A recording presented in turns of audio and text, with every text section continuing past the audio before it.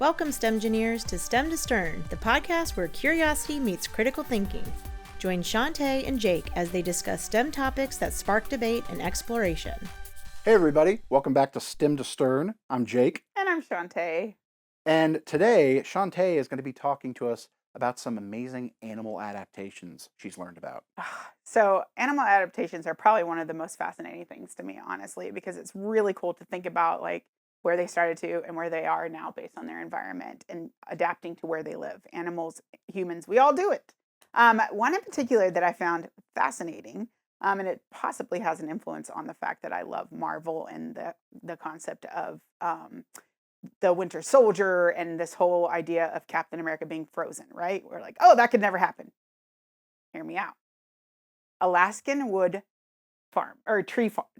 Alaskan tree frogs is what I'm trying to say. There it is. They're wood tree frogs is what they're called. And basically what happens is they get into like almost completely frozen. There's 60% of their body is frozen. Wow. What they do is they store up 10 times as much glucose in their body to help their organs keep living while they're frozen.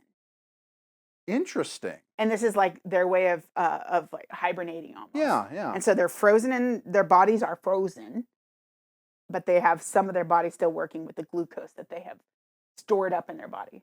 Very interesting. Frozen.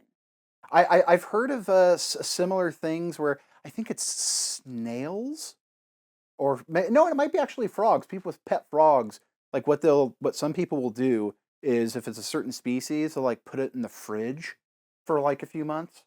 I don't know if they put it in the freezer, but it's something they naturally do. It's because of they're adapting to these really cold. In Alaska, obviously, it's cold, and they have to adapt in order to live, and that's the way they have figured out how to live through it. That's amazing. Yeah. I wonder what it was like for the first frog to be like, I'm going to try this out. You know what's a good idea? Yeah. Maybe they watched Captain America or read the stories and were like, got it, done.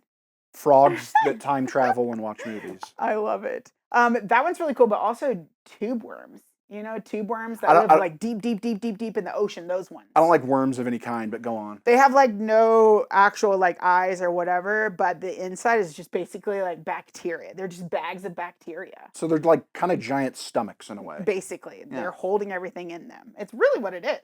But there was an interesting thing when I was researching this because I was curious about like, oh, okay, this is really interesting to have them living way below the Earth's surface and functioning and being a human, or not a human, but a living being, right? How does that impact our solar system research? Because you think about like Jupiter's moon. Exactly. Like you got like Europa. That's exactly what I was going to say. Yeah. That Europa is the same kind of almost like living environment as like possibly, hypothetically, as like deep in the ocean, right? Exactly. So could that work? My perception is that it's just a big shell of ice with possibly a liquid ocean beneath. And I think NASA actually recently set off a probe that's going to be studying Europa soon. I love it.